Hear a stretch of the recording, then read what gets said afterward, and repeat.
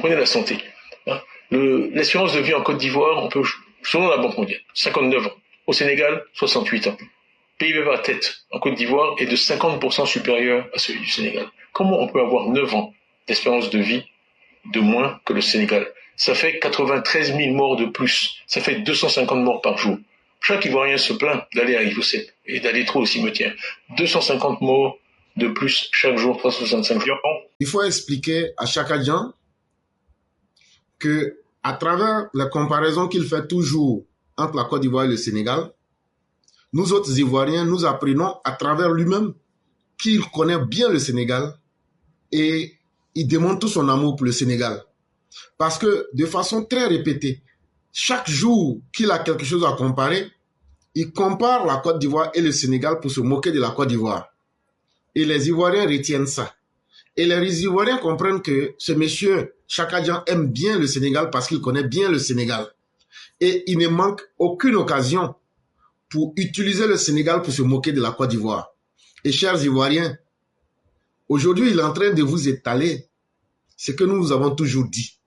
Et mieux, ce que nous ressentons, c'est que Chaka Dian, nous le soupçonnons, avec la grave crise économique au Sénégal aujourd'hui, est-ce que Chaka Dian n'est pas un élément du Sénégal, un agent double sénégalais, qui veut venir aujourd'hui prendre l'argent de la Côte d'Ivoire pour aller réaliser le Sénégal? Voilà aussi une question qu'il faut se poser. Et rien n'est à exclure. Mais mieux, sur la question de l'espérance de vie, il faut expliquer à Chaka Dian que tout ce que le ministre a dit, le ministre a parlé aux gens intelligents, aux gens sensés.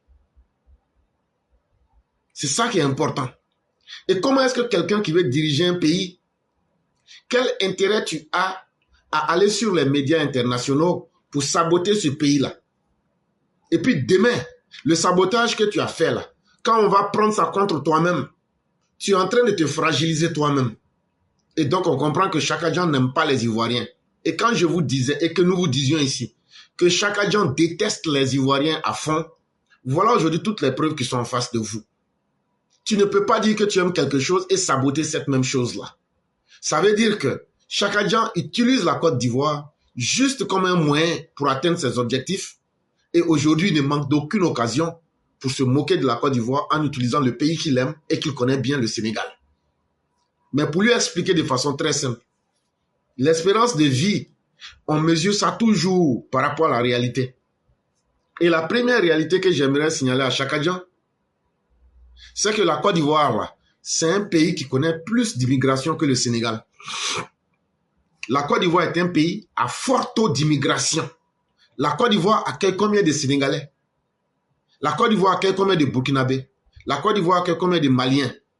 Or, tout le monde sait que partout dans le monde, c'est une réalité. Les migrants ou les immigrants, en fonction des boulots qu'ils font, ce sont les boulots les plus durs et les mal payés. Et en général, ça c'est une réalité partout dans le monde. Ces personnes-là, vu qu'elles n'ont pas un revenu assez élevé, elles ne peuvent pas se soigner correctement. Et donc, ces migrants-là causent aussi une chute même du niveau, comment j'allais appeler, du niveau de la vie. Parce que n'ayant pas de grands moyens pour se soigner, leur espérance de vie est réduite. Et ça, partout, dans tous les pays du monde, c'est comme ça. Parce que c'est de la main-d'œuvre facile. Maintenant, calculons le nombre de Sénégalais, de Burkinabés, de Maliens, de migrants qui sont en Côte d'Ivoire. C'est presque, sans me tromper, c'est presque la moitié de la population. Et donc là, si on essaye de faire le ratio, le rapport, si on essaye de faire la table de 3 là, on découvre que ce chiffre-là n'est même pas dans la réalité. C'est aussi ça. On ne peut jamais commenter un chiffre et on ne peut jamais parler de quelque chose si on ne tient pas compte du réel, de la réalité. Malheureusement, celui qu'on aurait voulu proclamer comme étant un homme intelligent nous montre qu'il est limité dans tous les sens et qu'il est même un promoteur de la bêtise sociale. Et c'est très triste. Ce que j'appelle ici bêtise sociale, c'est quelque chose que nous étudions en philosophie. C'est-à-dire que ce sont des gens qui font la promotion de tout ce qui diminue l'homme. de tout ce qui peut mettre en retard notre société. Malheureusement, les promoteurs de la bêtise sociale ne vont jamais dans le sens où on peut faire grandir l'esprit humain. Ils essaient toujours de dévaloriser tout ce qu'ils trouvent pour essayer de tirer leur profit de la situation. Et Chaka Dian ne s'est pas montré meilleur qu'un promoteur de la bêtise sociale. Et c'est tellement triste pour lui que cela invalide même toutes les théories qui voudraient faire de lui un intellectuel hors pair. Et ça, je crois que le monde entier est témoin et peut le constater. Lorsqu'il s'agit de Chaka Dian, comme je le disais, il y a une grande différence entre l'ignorance et la stupidité. Et Chaka Dian, Tidjam Thiam est un homme stupide. Et vous allez m'excuser du mot, mais c'est la réalité. Mais c'est quoi quelqu'un qui est stupide? Et c'est quoi quelqu'un qui est ignorant? Un ignorant là, lui c'est quelqu'un, il ne connaît pas. Il ne connaît pas. Mais dans la majeure partie des cas, un ignorant a encore la volonté de vouloir apprendre pour quitter dans son obscurité. Mais un homme stupide, c'est quelqu'un qui est paresseux intellectuellement, et c'est pourquoi j'ai utilisé le mot stupide. Est-ce que Chaka Dian, quand vous écoutez ses propos lapidaires, quand vous l'écoutez très bien, il a tout d'un homme, sauf d'un homme intelligent, mais d'un homme stupide, pas d'un ignorant. Parce qu'on nous dit qu'il allait dans les meilleures écoles. Il a appris les grandes théories. Mais qu'est-ce qu'il en est ressorti avec? On découvre qu'il est ressorti vide. Et pourquoi il est ressorti vide? Ça nous amène donc aux causes même de la stupidité. Et c'est ce qui fait que Chaka Dian est stupide. Parce que pour être allé dans les grandes écoles du monde, l'individu n'est pas capable de regarder la réalité. De se dire, l'école que je suis allé faire chez les Blancs là, ça doit me permettre de prendre conscience pour me corriger moi-même. L'individu stupide ne cherche jamais à se corriger. L'individu stupide n'a pas la capacité de changer sa vision. Or, l'ignorant peut faire cela si on lui montre la voie. L'ignorance peut provenir d'un manque de connaissances, alors que la stupidité, comme pour Chaka Dian là, c'est un état profond qui est enraciné à l'intérieur de lui-même. Parce que il est dans une incapacité à accepter les nouvelles réalités qu'il voit en Côte d'Ivoire. Alors qu'eux ont été incapables de faire ce qu'ils sont en train de critiquer aujourd'hui là.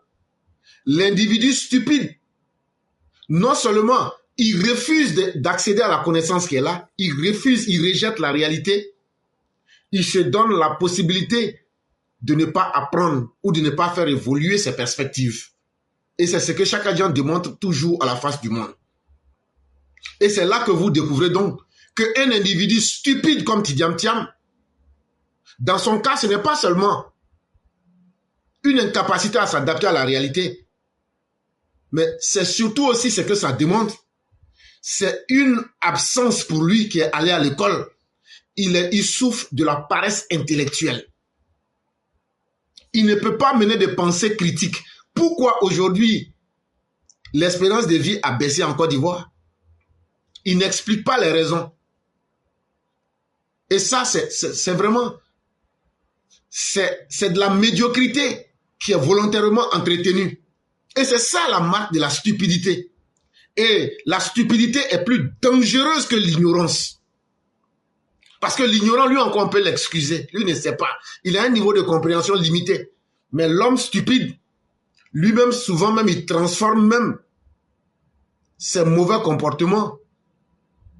Il les transforme même en valeur sociale. Et on a vu ça plusieurs fois dans l'histoire. Comment des gens intelligents se sont laissés berner par des stupides et ont mordu à la maison pour être des partisans du nazisme. C'est ce qu'on appelle, ce sont les individus stupides qui décomplexifient, c'est-à-dire qui rendent facile les problèmes sérieux. Il n'y a aucune société humaine sans problème. Mais venir dire tel problème est comme ça parce que c'est comme ça, c'est-à-dire on fait une réflexion binaire, si c'est pas bon c'est que si c'est pas bon c'est que c'est mauvais, si c'est mauvais c'est que c'est bon.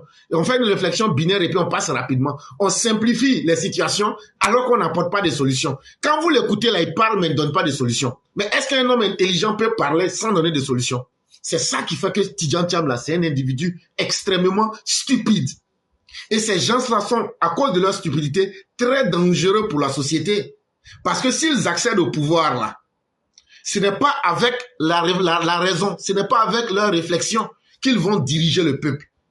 Et ils vont pousser le peuple au conformisme. C'est-à-dire que tout le monde doit être comme eux. Et c'est pourquoi tu vois déjà Tidjam Thiam, il est toujours braqué sur sa position. Et ceux qui le suivent sont toujours braqués dans leur position. Parce qu'ils veulent imposer un conformisme social. C'est-à-dire que si tu n'es pas avec eux, tu es contre eux.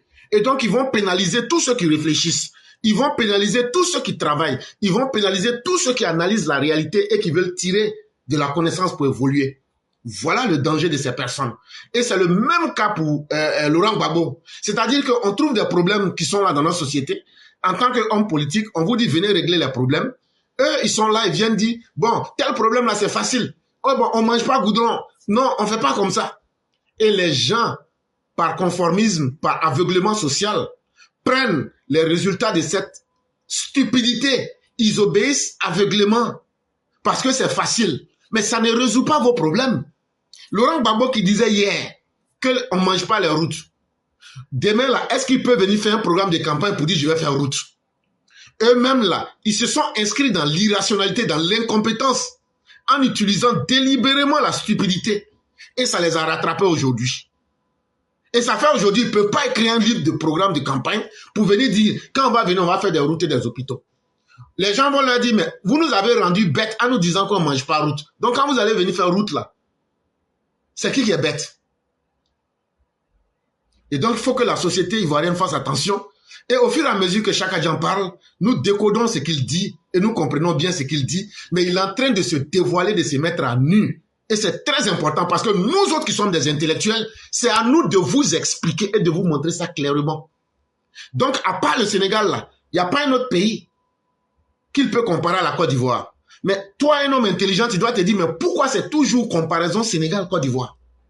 Ça veut dire qu'il aime le Sénégal plus que la Côte d'Ivoire. Ça veut dire qu'il déteste les Ivoiriens. Mais ça veut dire qu'aujourd'hui, là, quand il va finir de piller l'économie en Côte d'Ivoire, là, c'est pour aller donner ça aux Sénégalais.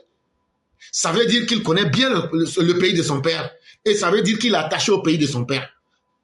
C'est son subconscient qui vous parle. Et faisons beaucoup attention. Parce que ces gens qui obéissent à l'aveuglement intellectuel et à l'obéissance aveugle et qui refusent la réalité parce qu'eux-mêmes, ils ne veulent pas s'auto-corriger. Ils ne veulent pas faire de correction à leur niveau. Chacun en est un partisan et c'est un individu qui ne peut que faire tomber notre société, qui ne peut faire que faire régresser notre société. C'est un agent corrosif. C'est un agent qui ne peut pas faire évoluer notre société. Là où le président Ouattara et le RHDP parlent avec le concret pour montrer ce que nous avons fait, pour faire évoluer la vie humaine, eux, ils sont dans les critiques faciles, ils sont dans la banalisation des faits, parce que cela va attirer le conformisme chez les individus aux états d'esprit faibles, et comme ça, ils auront des partisans, des gens qu'ils ont manipulés, ils vont se faire voter, et demain, là, vous serez en face des conséquences. Ne soyez pas des gens irréfléchis, ne soyez pas des gens qui suivent tout le monde, soyez des gens qui vont se libérer de leur propre paralysie intellectuelle et morale. Ne suivez pas des paralytiques intellectuels, des paralytiques moraux comme Tidjam Thiam et Laurent Gbagbo, parce qu'ils vont vous conduire à être dans la stupidité sociale. En ce qui concerne M. Thiam, mais franchement, de jour en jour, lui-même, il se met les cailloux, il se met un caillou dans les chaussettes. Parce que quand on dit qu'on est bon mathématicien, normalement, on doit savoir faire les calculs. Tantôt, c'est lui, il a construit, décoré la mosquée du plateau. Ça, c'est un mensonge. On sait que la mosquée du plateau a été, les travaux ont redémarré sur le mandat du président, le premier mandat du président, son excellence Alassane Dramane Ouattara. Et il a parlé aussi de la dévaluation. Il a fait la dévaluation, alors qu'on sait que ce sont les pays de l'UEMOA qui ont intervenu en ce qui concerne la dévaluation. Et c'est après qu'il est arrivé au Bénin. Et après, il était super ministre. Mais il a parlé aussi, à un moment, de l'indice de IDH, indice de développement humain.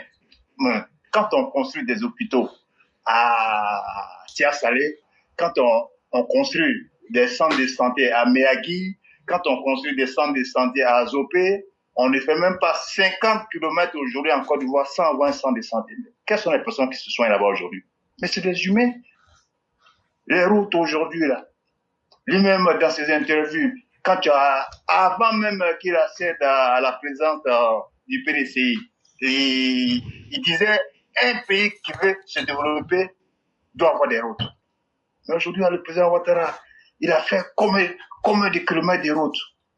Plus de 3000. Mais ce sont les personnes qui passent sur les routes là. Tout ça, ça fait partie des IDH, indice de développement humain. Tu as vu? Donc, il est sorti sur ça. Après, il va comparer la Côte d'Ivoire au Sénégal. Mais là, on va se poser des questions. Ça veut dire qu'il connaît mieux le Sénégal que la Côte d'Ivoire. Les gens même sont en train de dire que tu n'es pas ivoirien parce que tu t'appelles Tiam. Mais toi, tu veux comparer la Côte d'Ivoire au Sénégal, en commençant d'abord par les enseignants. Les enseignants du Sénégal sont mieux payés que la Côte d'Ivoire. Mais ça, c'est un mensonge encore. En ce qui concerne les salaires des enseignants, les salaires ont été revalorisés par le président Alassane Ouattara.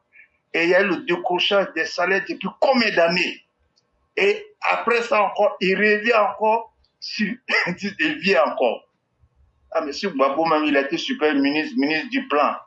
Mais Gbagbo a pris le pouvoir d'une manière calamiteuse d'après lui-même. Mais ça a progressé même quand Gbagbo est venu de 3%. Et sur le mandat du président Alassane Ouattara, plus 10 encore %. Donc ça veut dire que quand on est un bon mathématicien, on doit savoir calculer où c'est la mauvaise foi. Mais tous les jours, il se dit, il se dédie. C'est-à-dire, quand on veut gouverner un État comme la Côte d'Ivoire, qui est un pays sérieux, on doit prévoir. Si tu ne prévois pas, tu sais que tu ne pourras pas gouverner. Parce qu'il veut anticiper. Il veut anticiper ce qu'il va faire. S'il veut anticiper, mais la Côte d'Ivoire n'est pas une entreprise qu'on veut gérer.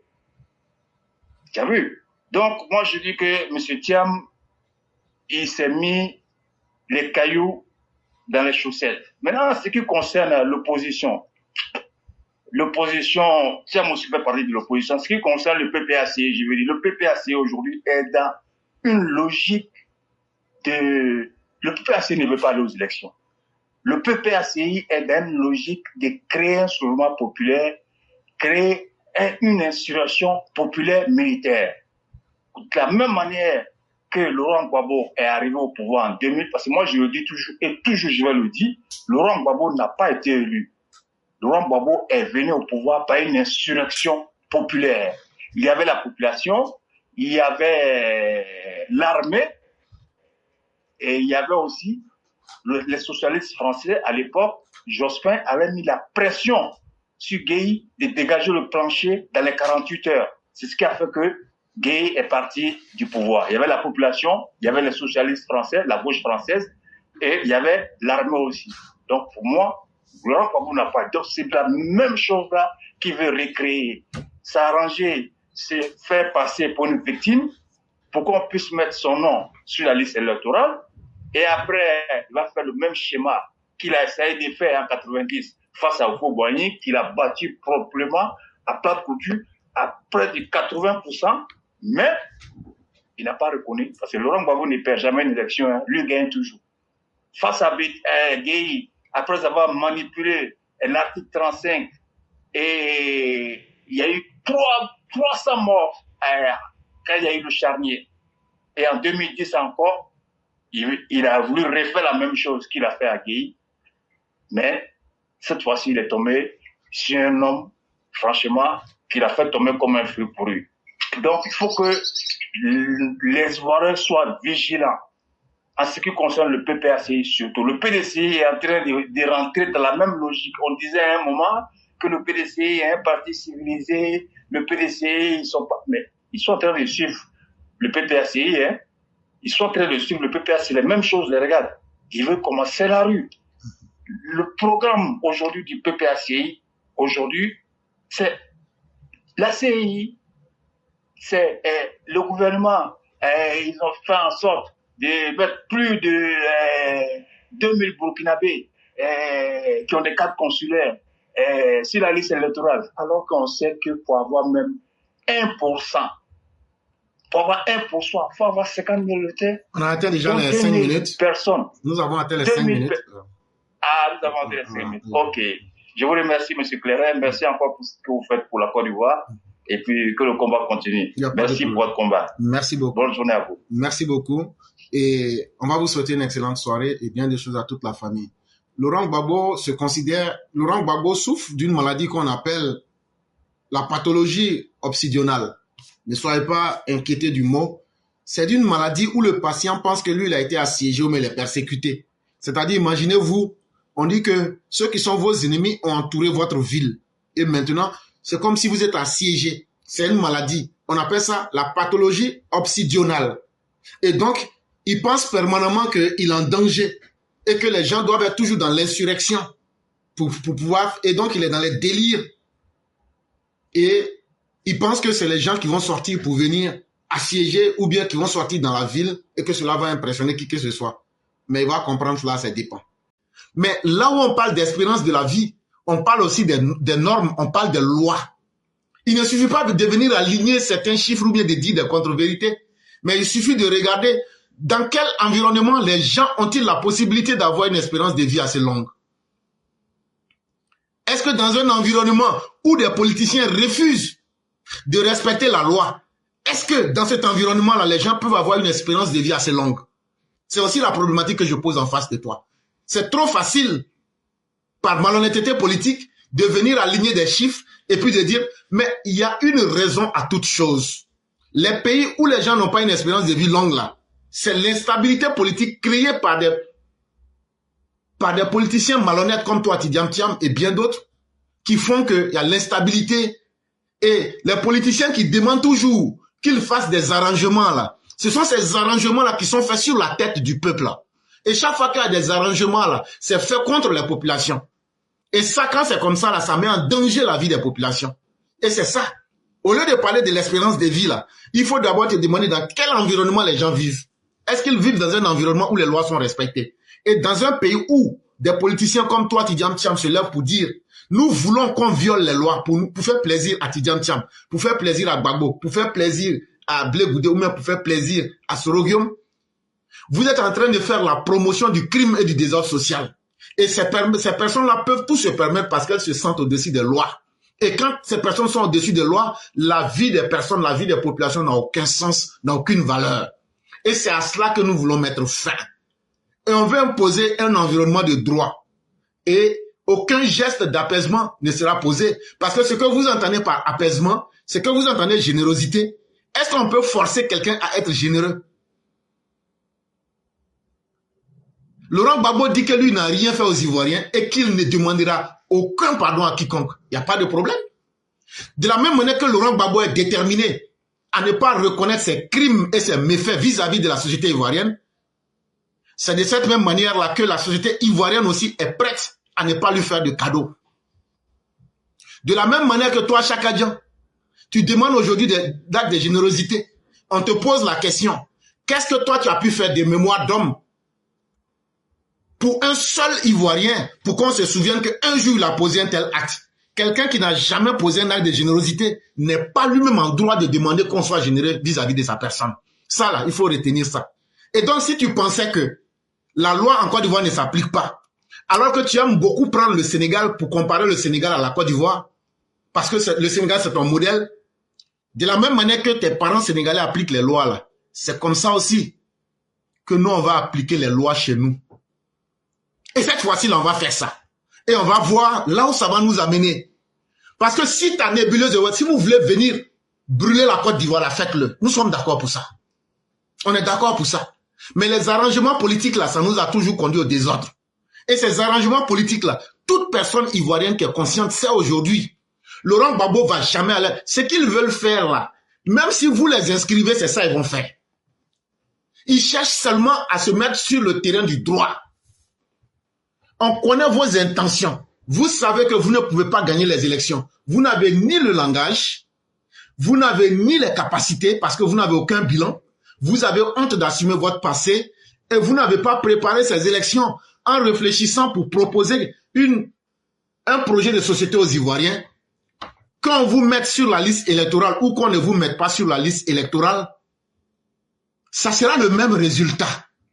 Ça sera que vous êtes en train de préparer la violence et ce que vous recherchez, c'est qu'on puisse vous inscrire en violant les textes de la Côte d'Ivoire. Là, comme ça, vous rentrez dans le droit. Là, maintenant, vous dites, c'est Alassane Ouattara même qui nous a mis dans le chemin du droit. Et donc, dans ce droit-là, on peut lui exiger plus. C'est ces arrangements-là qui ont conduit la Côte d'Ivoire à la crise post-électorale.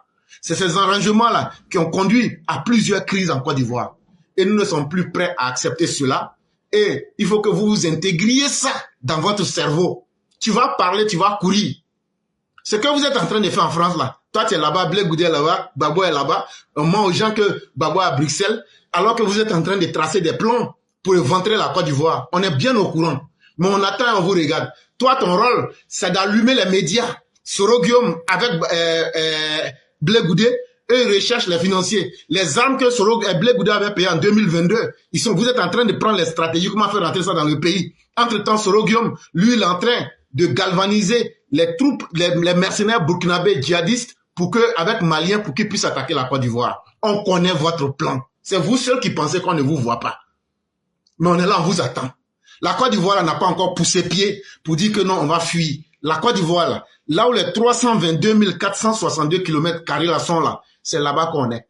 Cette fois-ci là, on va faire la politique autrement. On va faire la politique en ne tenant plus compte des compromis entre vous les hommes politiques ou bien des arrangements politiques sur la tête des populations. Il y a eu 5 dialogues. Mais de ces 5 dialogues-là, est-ce que vous aviez accepté d'appliquer vous-même une seule résolution? C'est le gouvernement qui doit toujours faire des faveurs. Mais cette fois-ci, là, c'est vous qui allez faire des faveurs. Et les faveurs qu'on vous demande là, de la même manière que les enfants des pauvres que nous autres, nous sommes là, on a toujours respecté les lois là. C'est comme ça que pour une fois là, vous les hommes politiques là aussi là, vous allez respecter les lois là. Parce que c'est comme ça que vous aviez été habitués. Vous n'avez pas de respect pour le peuple. Et le peuple là, c'est comme un troupeau de moutons auquel on peut tout faire. Mais cette fois-ci là, il n'aura pas comme... Sinon, comment quelqu'un peut demander à quelqu'un d'être généreux pour permettre à chacun d'être candidat et de régler le passif? Donc vous savez qu'il y a des problèmes dans le passé. Maintenant, ces problèmes-là, il faut nous dire les raisons qui ont posé ces problèmes. Et c'est tout ça. Et c'est ce devoir de vérité-là, c'est ce qui s'impose au gouvernement actuel. Si ce gouvernement actuel s'amuse à pardonner ou bien à passer n'importe comment sur les problèmes, on est en train de créer une bombe à retardement. Et encore pire, quelles que soient les circonstances là, Laurent Gbagbo, personne ne l'a obligé à aller braquer la BCEAO. Blé Goudé, les crimes qui sont sur lui, c'est pourquoi. Soro Guillaume sait pourquoi il a une décision de justice. Et toi-même, Chakadjan, tu sais que tu ne mérites pas d'être sur la liste électorale. Ce n'est plus le moment de venir demander que les Ivoiriens fassent des sacrifices. Les Ivoiriens ont fait le sacrifice le plus lourd de 2002 jusqu'en 2011. Ils ont sacrifié leur vie. Maintenant, là, vous, sacrifiez au moins vos intérêts. Sacrifiez pour une fois vos intérêts. Et le peuple de la Côte d'Ivoire et les Ivoiriens dignes qui veulent vivre dans la paix vous attendent et ne seront pas prêts à négocier avec vous cette fois-ci.